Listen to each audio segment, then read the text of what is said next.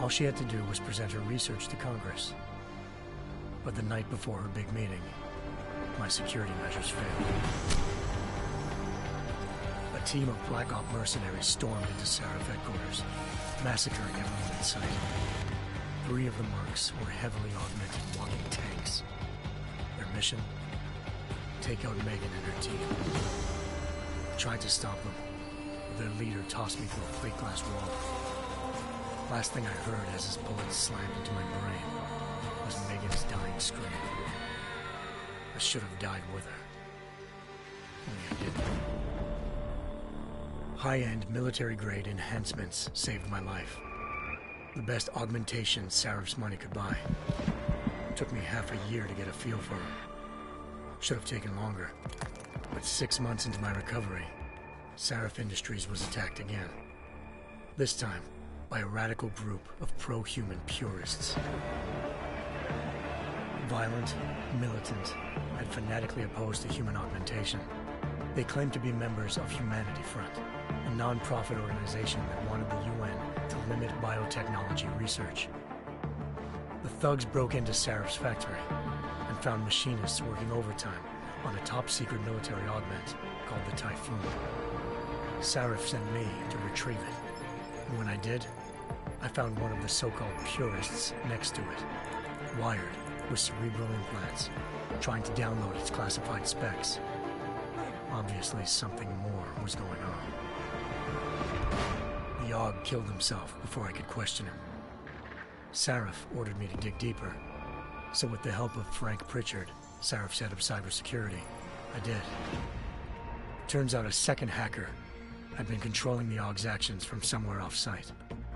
Pritchard and I tracked his signal to a secret FEMA internment camp in Detroit. The Black Op mercenaries were there. The same mercs who'd left me for dead 6 months before. Figured they'd try again when they saw me. Wasn't so easy for them this time.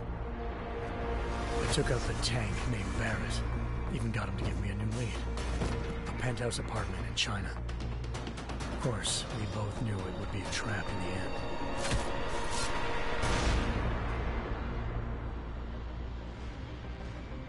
Hengsha Island, China. Home to a city so crowded, they had to build a second city on top of it. Trying to find clues in Hengsha wouldn't be easy. Lucky for me, I wasn't alone. Farida Malik, Sarif Industries' ace pilot, had lived in Hengsha before. A good person to have on your side. She knew enough about the place to get me around. Malik dropped me in the lower city, close to the penthouse Barrett had told me about. Bell Tower Associates, a private security firm under contract to the Chinese government, had agents tossing the suite when I arrived. Just not for the reason I'd been expecting. Turns out the man who lived there was a criminal hacker named Van Bruggen. The same hacker who'd been remotely controlling the AUG in Sarif's factory. Van Bruggen's panicked decision to force the man to commit suicide had been a mistake. Now his mercenary partners were gunning for him, and I needed to find him before they did. Locating Van Bruggen meant playing nice with the Triads, Hengsha's organized crime lords. They had the hacker holed up inside a low-rent capsule hotel. By the time I found him, Van Bruggen had no qualms giving up the woman who hired him. Zhao Yunru, president of the Taiyang Medical Corporation. According to Van Bruggen, Zhao wanted to monopolize the augmentation industry and had hired Black Op mercenaries to destabilize her competition. Sarif Industries was at the top of her list. To prove this, I needed to get inside TYM and grab a surveillance hologram off a server. I suspected Van Bruggen was hiding something when he told me this, but nothing could have prepared me for what I saw. Megan wasn't dead. She and her 4 best researchers had been kidnapped, spirited away somewhere while their kidnappers made it look like they were dead.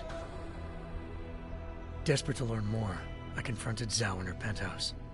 She claimed to be a pawn in a bigger plan, and hinted at a group so powerful it controlled global interests at a whim. Then she slipped into a panic room and hit the alarm, forcing me to make a very quick exit. I figured Zhao was lying, but part of her confession made sense. David Sarif had been worried about his people. So worried, he'd required all of them to have subdermal locator devices surgically implanted. The GPOs would have been broadcasting the day of the attack. But Zhao said a single call to Picus, the world's leader in global 24-hour satellite news, had turned those signals off. I needed to fly to Picus headquarters in Montreal if I wanted to learn more.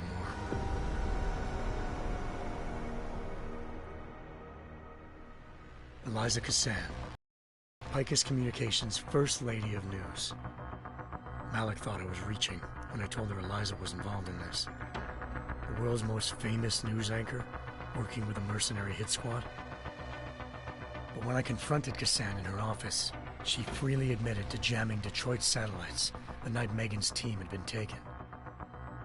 Said she's just been following her commands. I suspected she wanted to say more. But Black Op mercenaries showed up looking to shut us both down. And just like that, the Eliza I'd been talking to disappeared. The mercs were led by an augmented killer I'd crossed paths with twice before. Fedorova, a woman who'd made silence her best friend. She waited for me to track Eliza's transmission to a secret server room underneath the Picus complex, then jumped me from behind. A deadly fight ensued. I made sure she never moved silently again. With Fedorova down and no one left to keep Eliza quiet, she reappeared. Turns out Picus's First Lady of News wasn't a lady at all. She was a sophisticated AI program, engineered to monitor data streams and control what people believed. Eliza told me the mercs had brought in a Humanity Front doctor named Isaiah Sandoval to remove the scientist's implanted tracking devices while Detroit's satellites were down. She also told me to speak to David Sarif if I wanted to learn more. By the time Malik and I got back to Detroit, tensions between normal and augmented citizens had reached a flashpoint. Riots were breaking out in several cities. The UN was being urged to intervene.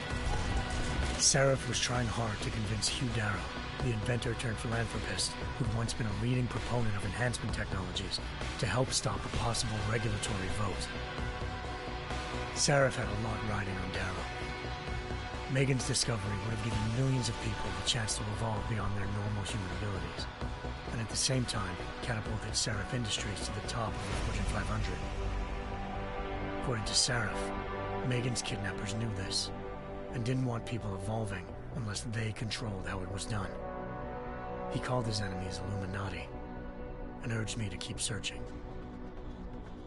Determined to do so, I tracked down Sandoval via America's most outspoken augmentation opponent, Bill Taggart, Sandoval's boss and founder of Humanity Front.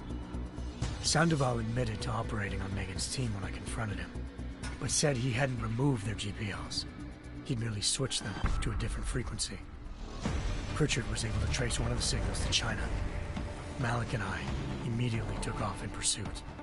Unfortunately, the Illuminati were one step ahead.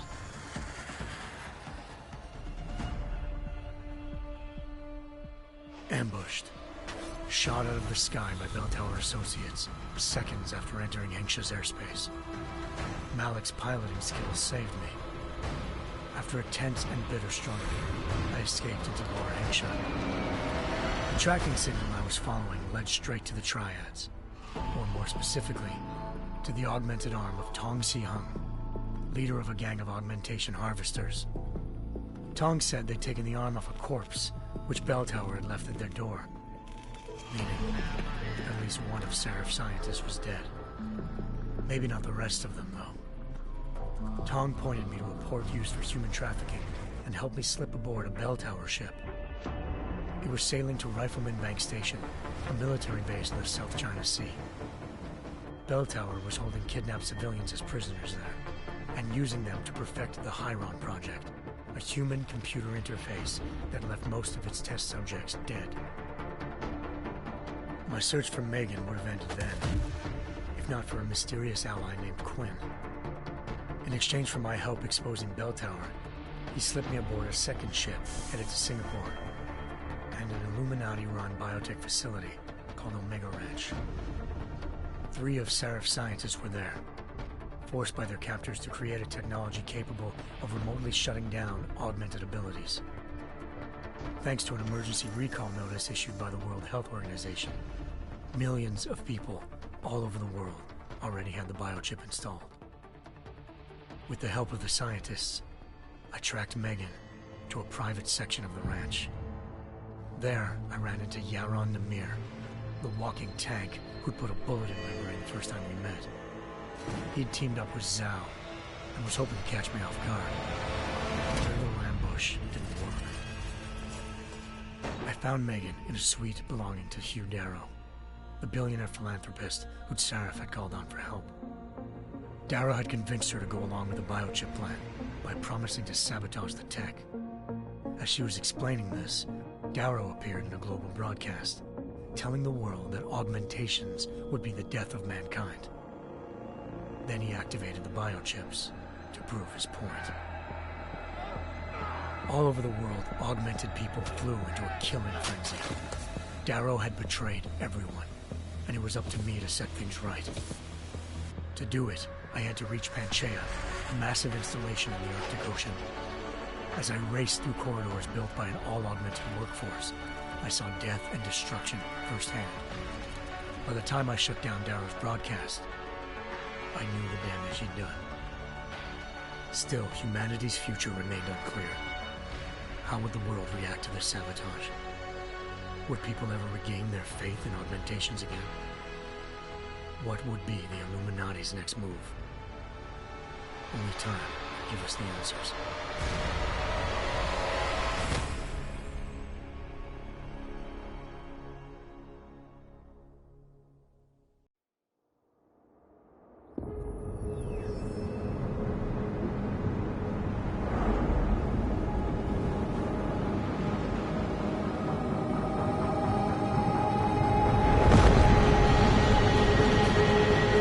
I once thought I could save the world.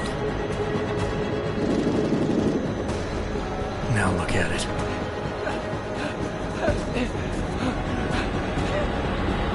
In yet another augmented terror attack, 251 passengers aboard Sister Airlines Flight 451 were killed when an augmented passenger broke into the plane's cockpit and ruthlessly butchered its flight crew.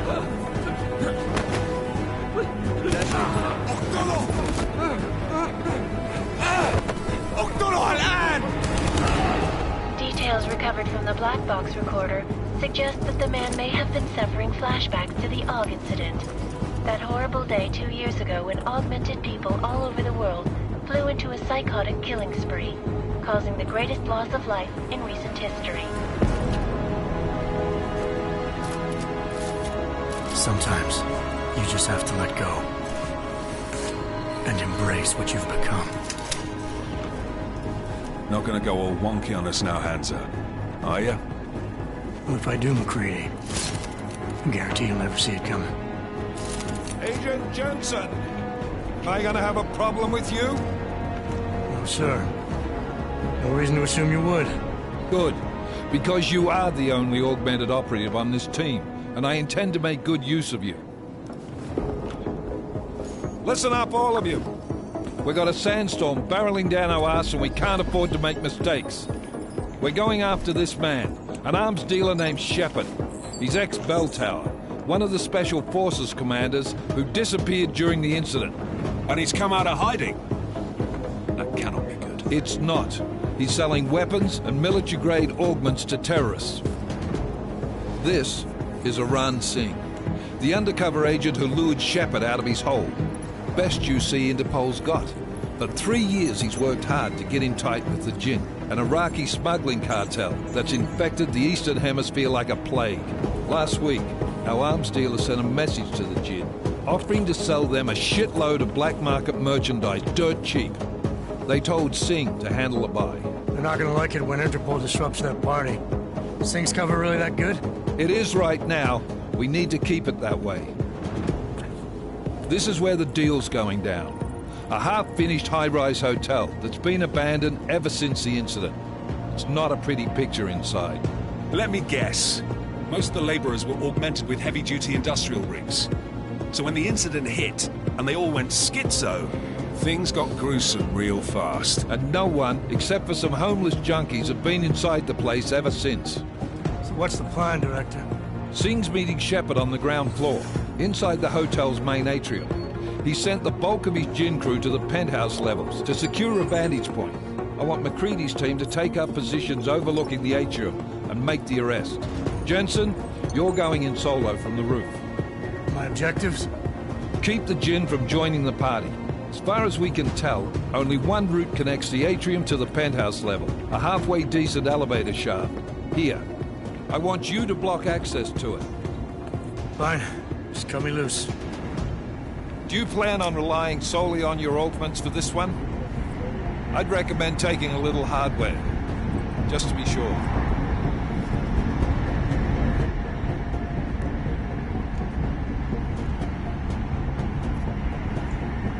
I'm not leaving my 6 exposed. Give me something lethal. Your call, but Singh's undercover in all this.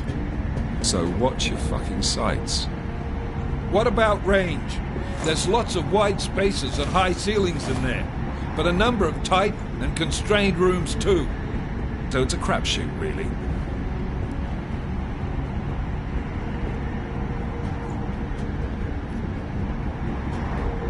Well, I'm not looking to play dice with anyone in there. Give me something with distance. Your call. Less chance of being seen and compromising Singh that way. One last thing, Jensen. Singh said that Jin are using some sort of portable Wi-Fi device to boost communications. He's got a better chance of maintaining cover if you disable it. I'll keep an eye out for it. But aren't we on the clock here? You said there's a sandstorm moving in. There is, and we got the intel on this mission at the very last minute. So we're scrambling a little. If it comes to it, your number one priority is keeping the Jinn out of that atrium. Copy that. Time to put away your heavy thoughts, gentlemen.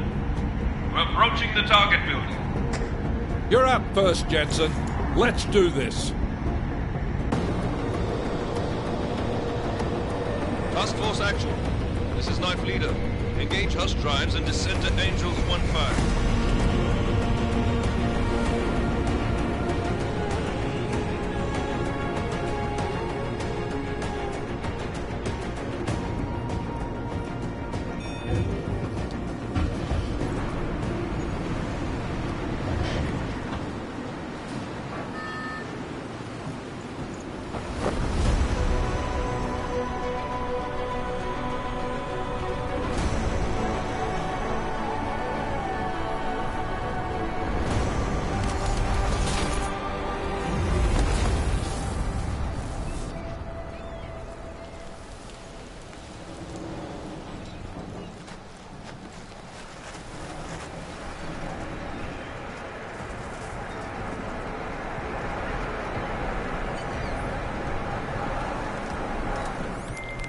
Team leader, this is Jensen. I'm on the roof.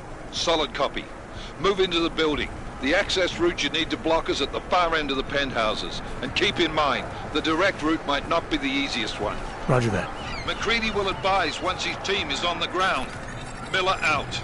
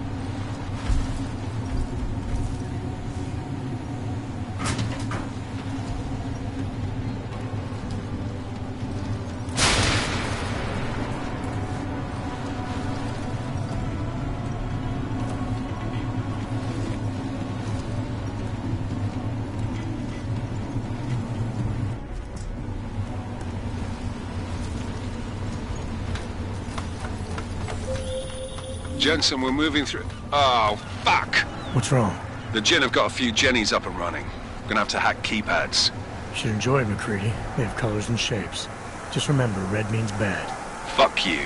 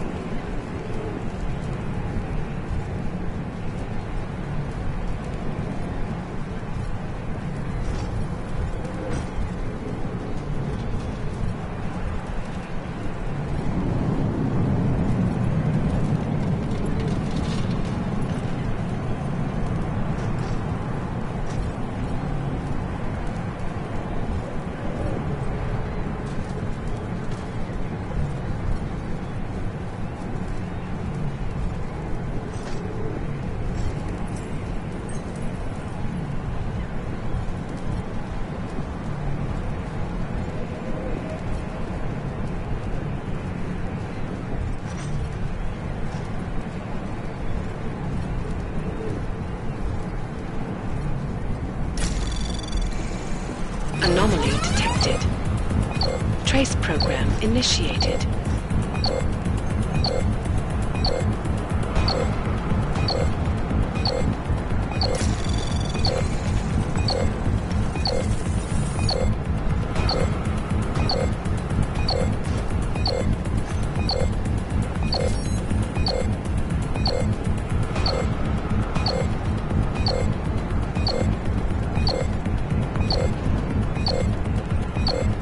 Access denied.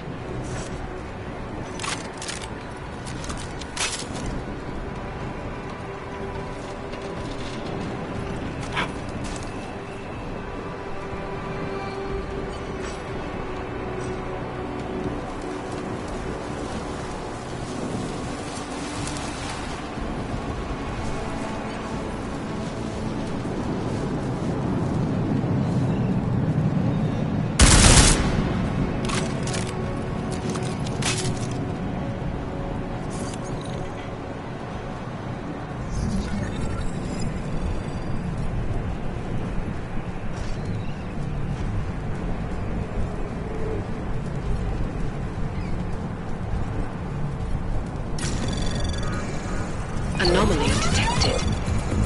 Trace program initiated.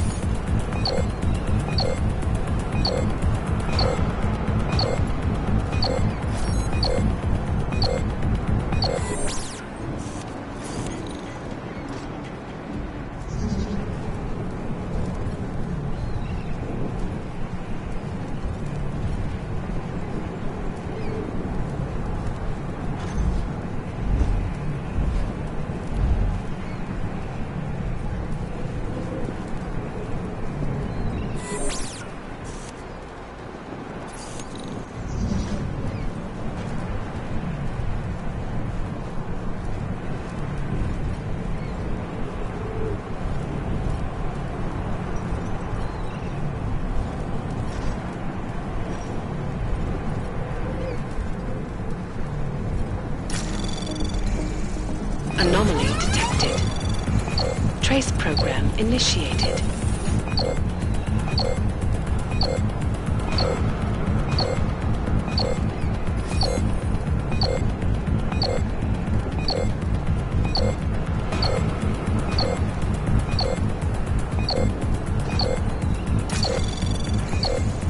Access granted.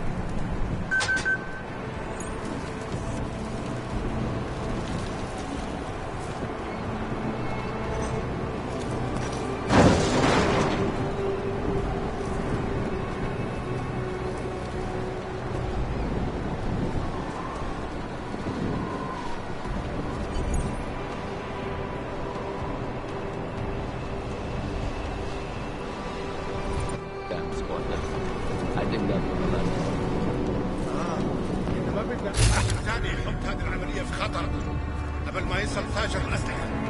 I'll do another sweep in the area, just to make sure. إني إذا أي شيء تبين. Find out where that came from!